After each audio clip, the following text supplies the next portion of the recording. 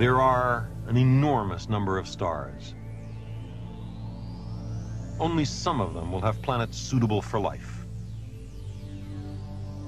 On only some of those worlds will intelligence arise. And perhaps a few of those civilizations will avoid the trap jointly set by their technology and their passions. If there are many civilizations, one of them should be rather close by. If there are few civilizations, then even the nearest may be very far away.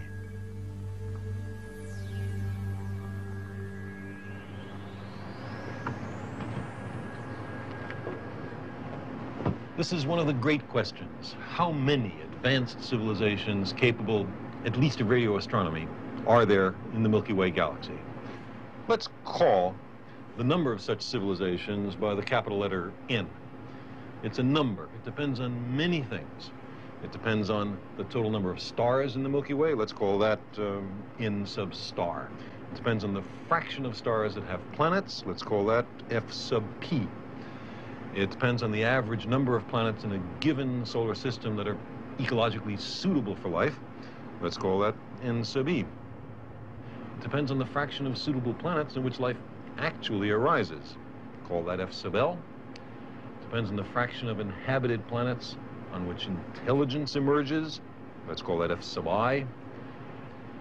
And on the fraction of those planets in which the intelligent beings evolve a technical communicative civilization. Call that F sub C. Finally, it depends on the fraction of a planet's lifetime that's graced by a technical civilization. Call that F sub L.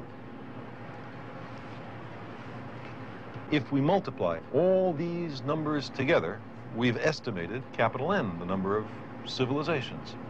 This equation, due mainly to Frank Drake of Cornell, is only a sentence. The verb is equals.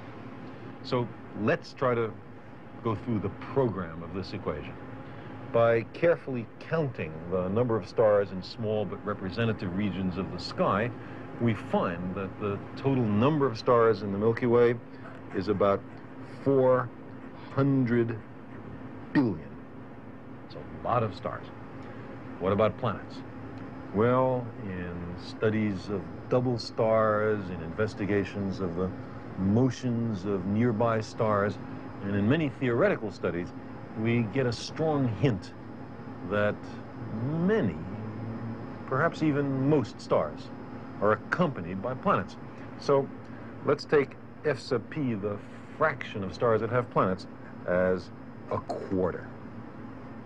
Then the total number of planetary systems in the galaxy is 400 billion times a quarter, or 100 billion. We'll write down our running totals in red.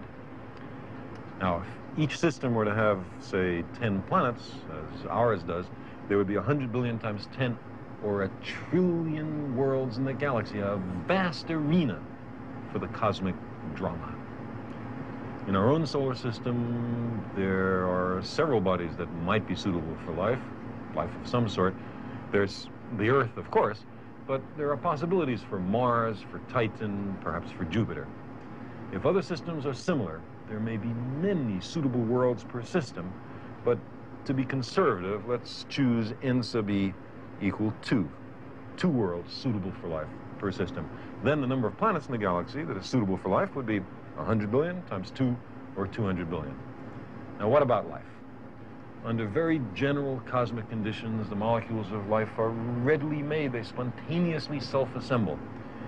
It's conceivable that there might be some impediment, like some difficulty in the origin of the genetic code, say, although I think that's very unlikely given billions of years for evolution.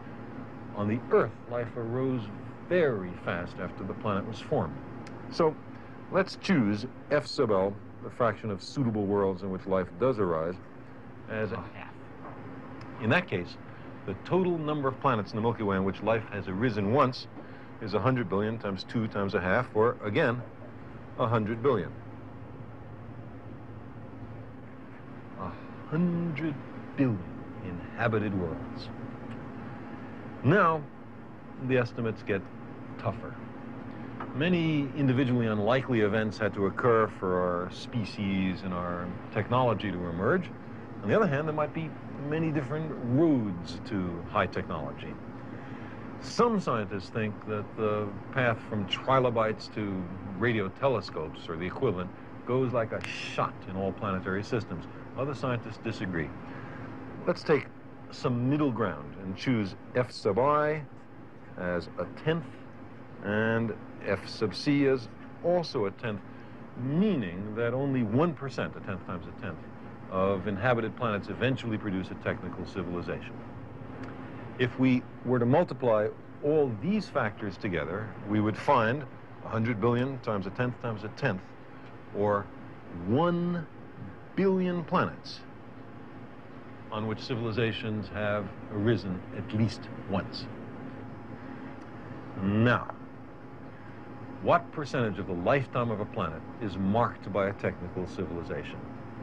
The Earth has harbored a civilization capable of radio astronomy only for a few decades, the last few decades, out of a lifetime of a few billion years. It's hardly out of the question that we might destroy ourselves tomorrow. If that's a typical case, then F sub big L would be a few decades divided by a few billion years, or 100 millionth, a very small number. And then big N would be a billion times 100 millionth, or N maybe just 10 civilizations, a tiny smattering, a pitiful few technological civilizations in the galaxy. But civilizations then might take billions of years of tortuous evolution to arise and then snuff themselves out in an instant of unforgivable neglect. If this is a typical case, there may be few others, maybe nobody else at all, for us to talk to.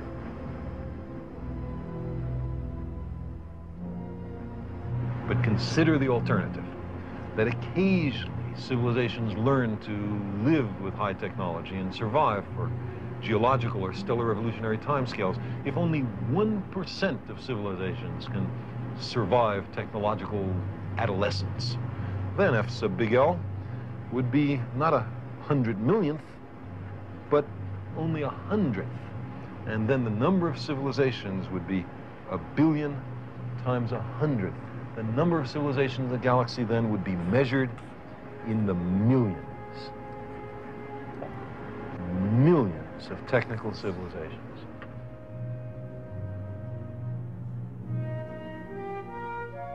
So, if civilizations do not always destroy themselves shortly after discovering radio astronomy, then the sky may be softly humming with messages from the stars, with signals from civilizations enormously older and wiser than we. If there are millions of technical civilizations in the Milky Way, each capable of radio astronomy, how far away is the nearest one?